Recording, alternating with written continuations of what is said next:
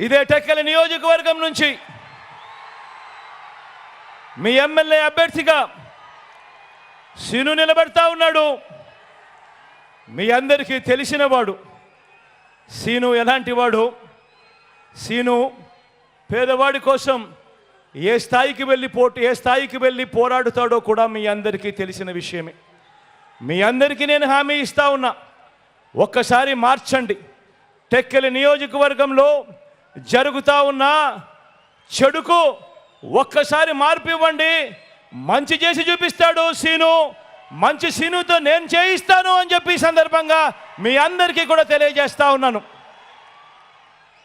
మీ అందరినీ కూడా సీనుపై మీ చల్లని దీవెనలు ఆశీస్సులు ఉంచవలసిందిగా సవినయంగా ప్రార్థిస్తా ఉన్నాను.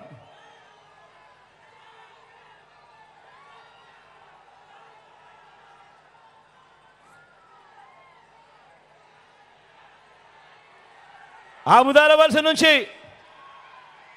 మీ అందరికీ పరిచయం ఉన్న వ్యక్తి, మన స్పీకర్గా కూడా తాను ఇవాళ ఉన్నాడు. తమ్మినేని సీతారామన్న నిజంగా నాకు తండ్రి లాంటి వాడు, మంచివాడు, సౌమ్యుడు. మంచి చేస్తాడన్న నమ్మకం, విశ్వాసం నాకున్నాయి.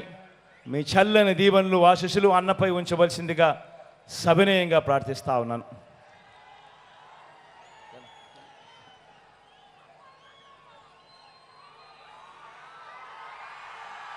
పలాస నుంచి అప్పలనాయుడుని పోటీలోకి పెడతా ఉన్నాము. డాక్టరు, యువకుడు, ఉత్సాహవంతుడు, మంచి చేస్తాడు.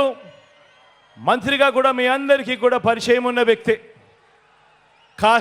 ఒక్కొక్కసారి కాస్త మాటలు కటువుగా ఉన్నా మనసు మాత్రం వెన్నే.